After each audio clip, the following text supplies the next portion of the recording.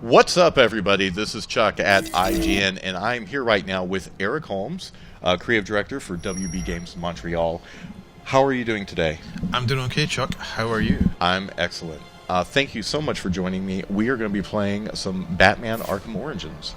Can you tell us a little bit about what we're going to be seeing today? Absolutely. So Batman should probably start patrolling the city around the start of this demo if we're getting kicked off.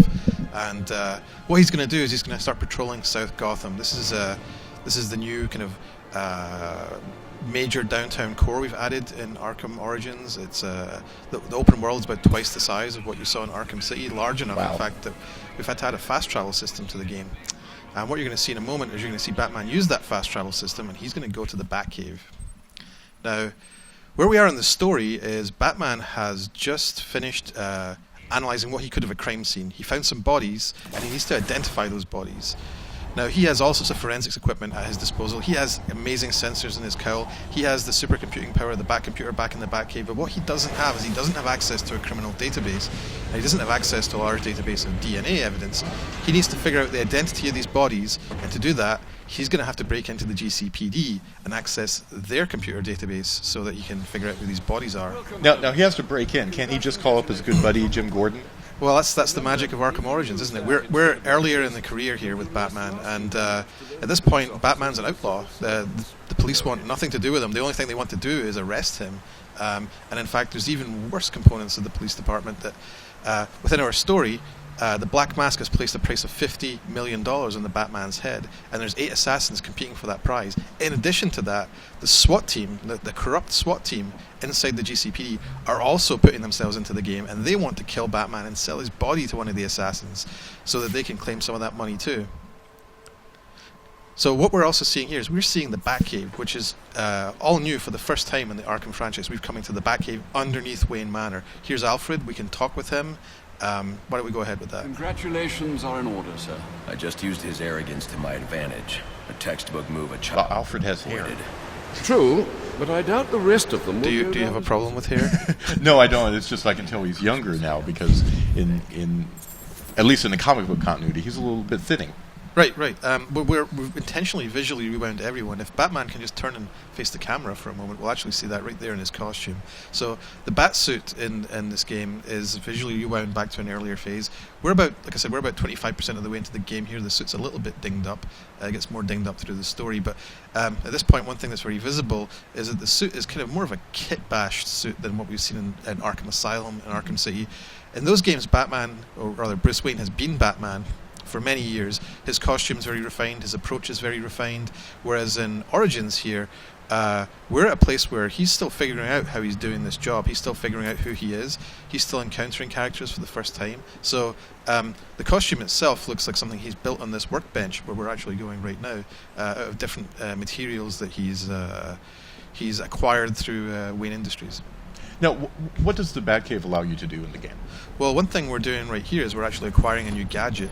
This is called the Concussion Detonator. It's a crowd control device where Batman can throw this kind of sticky grenade at an enemy inside of a group. It'll count down, it'll detonate, and then everyone around that gets very confused and kind of blinded by the effect. They'll all start swinging around and striking at each other. They could also strike Batman if he's too close to them, but it's a great device for turning a densely packed group of enemies against each other and kind of getting the initiative back.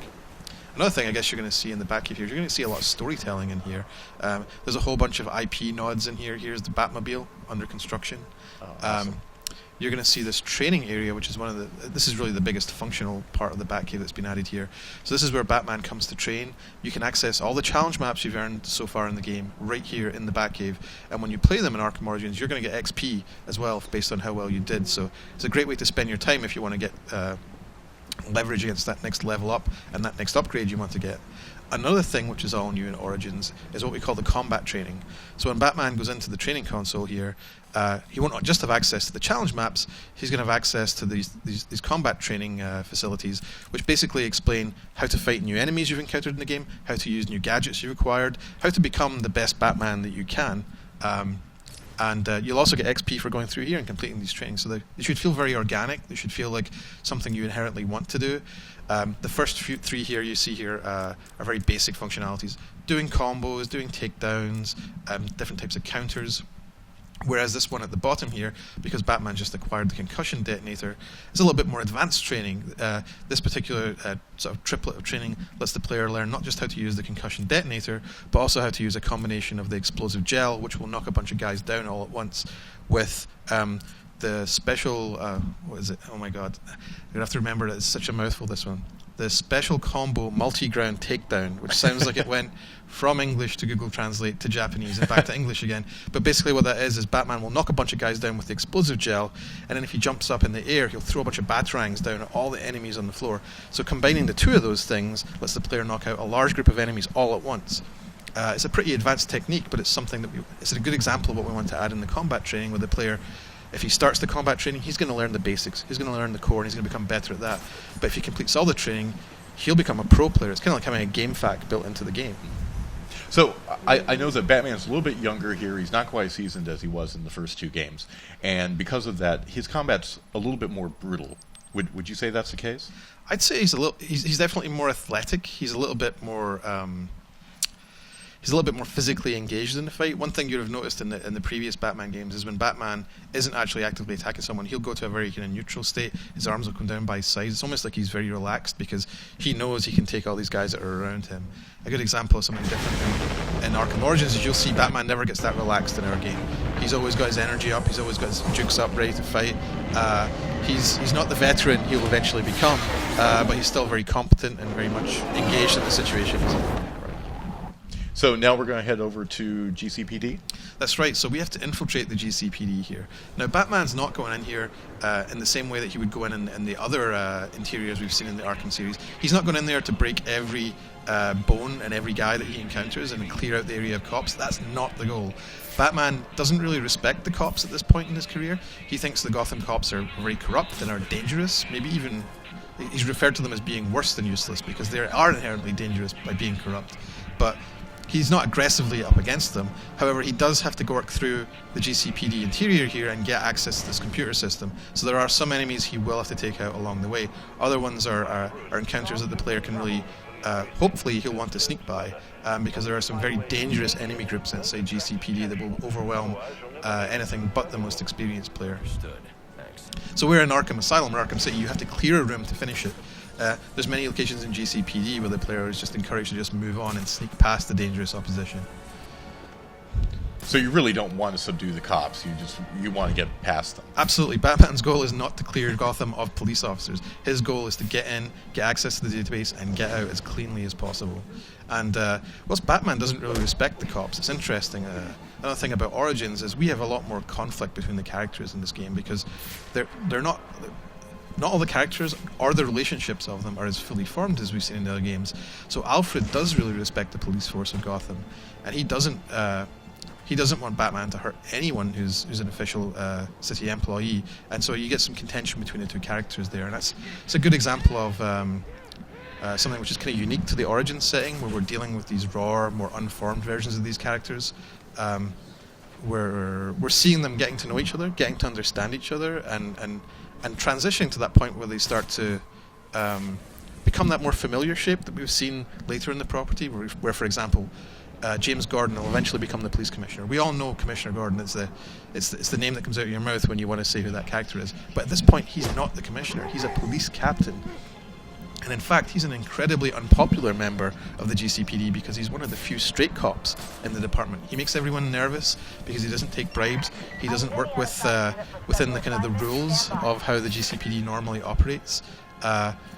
He's kind of an outlier there. So it sounds very, very similar to what Year 1 and Year 2 were like in the Batman comic book continuity then. Oh, absolutely. We're very inspired by those early career stories and Legends of the Dark Knight comic book. It's we're really exploring where these things came from and how they came to be, and the events of Arkham Origins lead to major changes in those relationships, those characters, where they're placed. An example of that would be, I don't know if you saw earlier, but as Batman approached this building, Alfred made reference to the fact that Commissioner Loeb was killed earlier tonight, and that happens in our story. Loeb, the corrupt police commissioner who works very closely with Lieutenant Brandon, the head of that corrupt SWAT team I was telling you about, he's killed earlier in our story, and that leaves a power vacuum inside the GCPD. It makes a lot of the dirtier cops wonder what the hell's going to happen to the police department. So at this particular precinct, this is where Gordon actually operates out of, and we'll actually see both him and Brandon inside that interior. So for people who played the first 2 games, what do you think about Arkham Origins is going to really surprise them? It's going to surprise them. Let's see. Well, I think the thing that I hope that they'll enjoy is seeing those familiar parts of the story, those familiar settings. They're not where they will eventually get at the start of the game, but you're going to play some pivotal moments which will start changing these characters. They're changing their personas, changing their perceptions of one another. Kind of like you got a whole bunch of puzzle pieces, and through the story you're snapping them into that place. You're starting to put them where you know they're going to get to. You're the one responsible for putting them there, and I hope that some of them, I think people will start to guess how some of these things are going to work, but I think there'll be a bunch of surprises in there too. So it's not just the origin of Batman that we're talking about, it's the origin of several different characters that you see. It's really about the world of Batman starting to come into, starting to form around him. At the start of our story, he's working alone. He's an individual. He thinks he's the best he is at what he does. There's no one who can match him, and in many ways he's right. He's very competent. He's very skilled. But the assassins that come to battle him tonight to claim that prize, they're in many ways some of them are as good as him, if not better. Characters like Deathstroke. The Falcone mob doesn't have anyone like Deathstroke that they can send against Batman. But what Black Mask has done tonight is bring these amazing cast of very skilled, very capable characters to face against Batman, and the way they raise the stakes, the things that they put at risk, the scenes that they create, cause Batman to wonder if he's really helping Gotham in any way by being here. And so that's very difficult for him to process. It's very difficult for him to consider whether he's actually doing something good for Gotham. Is this really the first time that he's ever facing down what you would call supervillains? Well, I don't use the term supervillains. I know what you mean, but yes, masked characters, unusual, exotic characters with special abilities, metahumans. Yes, right. This is the first time he's gone beyond fighting the mob, and it's gone up to the next level. Yeah, well, they were supposed to. Must you be so brutal, sir? These are city employees. They're as corrupt as they come, and they're in my way. I wish you'd think twice about that approach, sir. You never know when you might need their help. At any rate, your objective is the GCPD server room. I've marked it on your map. So you can see the sort of persona that Batman here is raw, it's rougher around the edges. He's not as mature as he'll eventually become, and he's eventually he'll be a friend to the cops, but the GCPD as they currently are depicted, you can see here these guys are actually cheering on other cops who are brutalizing some homeless people somewhere else in the GCPD. Could we zoom in on that TV for a second? So we'll actually come across this scene later inside the GCPD, and Batman will step in and express exactly how he feels about that. You know how he expresses himself, right? So he's not above beating up some cops then. When people are doing bad things, he will step in and he will stop them.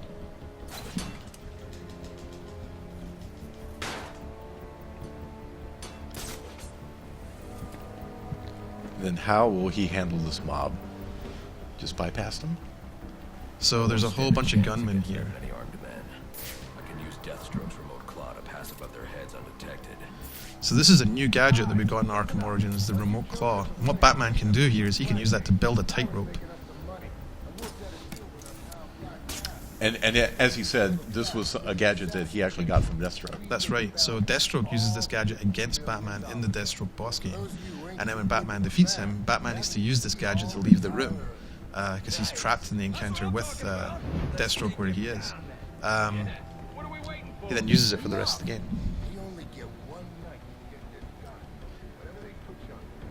If I'm not careful, that guard will alert the others. So the best way to deal with that situation is just to avoid the entire room. Oh, absolutely. You do not want to bust into a room where there's 8, 9 armed men and try and take them on with your fists. Batman's very skilled, but he's not immortal.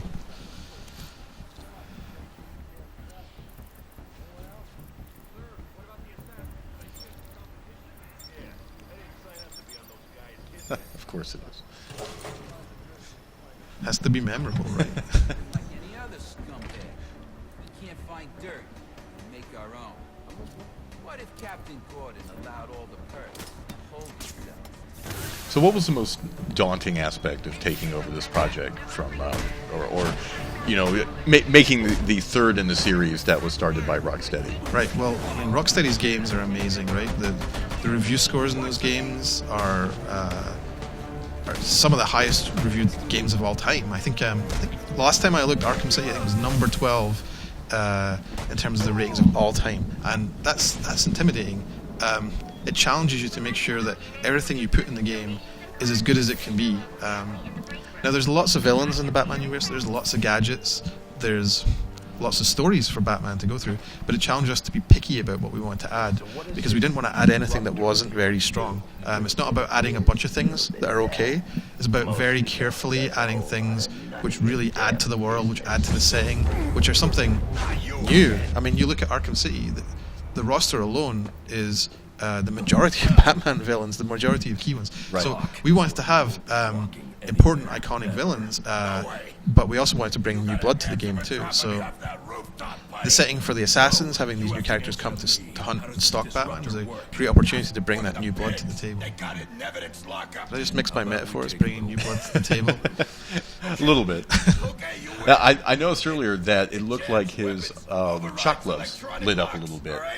So that's right. When Batman is fighting with the shock gloves, as he strikes enemies, he'll build up power into them, and then when they're fully charged up, he can unleash that power, and basically it lets him change the rules of fighting on the fly. So you played Asylum, you played City, right? Mm-hmm.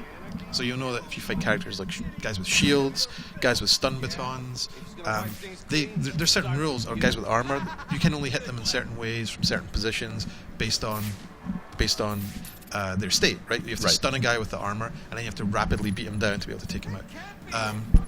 With the shock gloves activated, you can change the rules of fighting. You can punch straight through shields. You can do new takedowns on guys with batons that will recharge the gloves. There's a whole bunch of new animations which are equipped with them, and all of the attacks with the shock gloves are way more damaging than the regular attacks. So an average player can activate the shock gloves and get himself out of a tight spot where he might be overwhelmed by a large number of enemies. But an advanced player, well, they can use the shock gloves surgically and remove all the dangerous enemy types that they can't normally hit very quickly before the shock gloves themselves are exhausted. Now, I noticed in this case we decided to go ahead and jump into the fray here. If we want to, could we have just bypassed this crowd? So in this particular encounter, no. If you'd spotted what was actually happening, this was the scenario that we'd seen on the TV screens earlier, where these SWAT officers are actually beating up homeless characters. The homeless in the city are tied to the character Anarchy. I don't know if you saw him in our E3 demo, but he's someone new for Arkham Origins.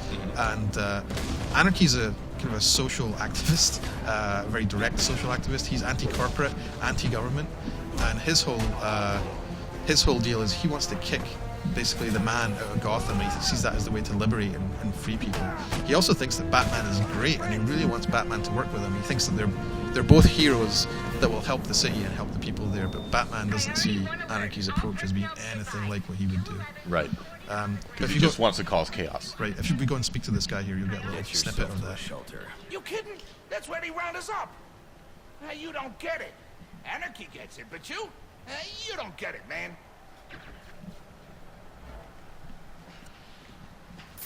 So the Gotham we see in Arkham Origins is, I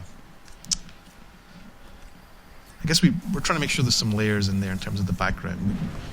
It's very important to have a lot of story in the game, not just in terms of stories, not just cutscenes, right? Stories are environments, it's the settings, it's the relationships of the characters, and we tried to make sure that based on the amazing work that was done by Rocksteady before, just the sheer amount of story that's loaded throughout their world, that we have something analogous to.